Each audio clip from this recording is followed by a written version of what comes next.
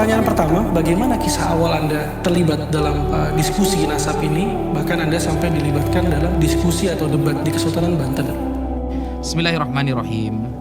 Pada suatu malam ketika saya pribadi sedang enak-enak berdiskusi dengan teman-teman Kristen, sebagian orang Yahudi, karena aktivitas saya pribadi diskusi dengan lintas agama, dengan Kristen, Yahudi, ateis, dan lain sebagainya. Sama sekali tidak tersentuh untuk membahas ilmu nasab. Pada suatu malam ada sebagian teman Al-Fakir yang datang ke rumah, kemudian niat bersilaturahim. Setelah kita berbincang-bincang panjang, dia mengeluarkan statement, sekarang para habaib sudah kalah.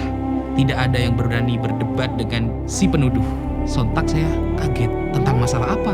Ya ini Ustadz, tentang masalah yang rame-rame nasab, bahwa si penuduh sudah membuat sebuah karya ilmiah, sebuah kitab yang meragukan ketersambungan nasab para habaib kepada Rasulullah SAW. Yang pertama kali Al-Fakir pikirkan adalah, loh berarti guru-guru saya salah semua, baik di Sidogiri ataupun yang lain. Berarti salah semua dong. Yang kedua, berarti Nahdlatul Ulama yang isinya banyak para kiai-kiai yang sangat mengagumi para Sadaba Alawi, seperti Kiai Haji Maimun Zubair, seperti Kiai Ahmad Nawawi bin Abdul Jalil, pengasuh pondok pesantren Sidogiri, seperti Kiai Abdul Alim bin Abdul Jalil, pengasuh pondok pesantren Sidogiri, atau Syekhona Khalil Bangkalan, Kiai Haji Hashim Asy'ari, atau kalau kita mau menggunakan para ulama Nusantara, Syekh Yasin bin Isa Al-Fadani, atau Syekh Muhammad Mahfud bin Abdul Mannan At-Termasi, atau kita banyak sekali yang mengakui para Sadaba Alawi. Syekh Nawawi Al-Bantani, Syekh Nawawi Al-Bantani ini orang yang alim, alama. Salah satu kitab yang beliau tulis yang dipelajari seluruh pesantren adalah Nihayatuz Zain fi Irsyadil Muqtadiin. Beliau mengakui Sadaba Alawi. Satu pikiran, berarti semua ulama salah dong. Ketika ada orang yang membuat sebuah tesis karya membatalkan nasabah. Karena curiga dan penasaran, saya minta kitab itu kepada sebagian teman Al-Fakir yang datang ke rumah. Adakah kitab PDF-nya atau Anda memiliki kitab? Lalu dia berikan, ini kitabnya.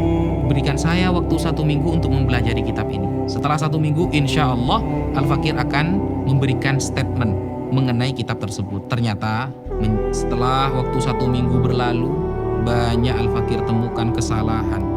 Bahkan di halaman pertama ketika menarasikan di awal-awal, ketika si penulis buku itu menarasikan bahwa termasuk amar ma'ruf nahi mungkar adalah menggali nasab yang masih ikhtilat, yang masih campur, yang masih terjadi syubhat, maka di sanalah Al-Fakir yakin bahwa si penulis bukan sesuai dengan data ilmiah, tetapi sesuai dengan nafsu pribadi.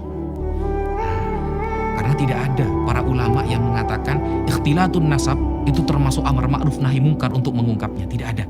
Kalau kita buka kitab Al-Hawi, karya Al-Hafidh As-Suyuti, Al-Imam Ibnu Hajar Al-Haytami dalam Fatawa Al-Hadithiyah atau Fatawa Al-Kubra, dan para ulama yang lain, ketika ada orang yang mengaku-ngaku sebagai dzurriyyah Rasulullah, kemudian tidak dibuktikan, tidak bisa dibuktikan secara ilmiah, apakah para ulama langsung menghajar, menfitnah, merobohkan statementnya, lalu mengajak debat seluruh dunia? Tidak ada seperti itu, tidak ada.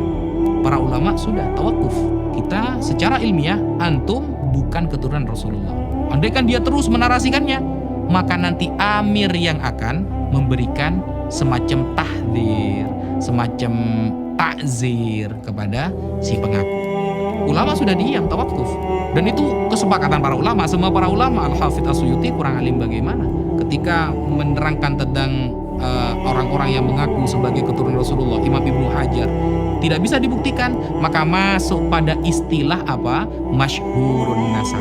Kalau ada orang seumpama masyhur di kalangan umum sebagai nasab Rasulullah, nasabnya sambung kepada Rasulullah, tapi tidak diketahui secara syariat, secara mathabata syar'an, maka berarti nasabnya adalah masyhurun nasab wa majhul fi ilmin nasab. Nasabnya memang masyhur tapi belum diketahui. Tidak ada ulama yang mengatakan nasabnya masyhur tapi ini harus diteliti, harus dihujat, harus tidak ada keterangan ulama seperti itu. Jadi istilah amar ma'ruf nahi mungkar dalam fikhtilatin nasab adalah kebohongan yang nyata dari si penulis. Sekian.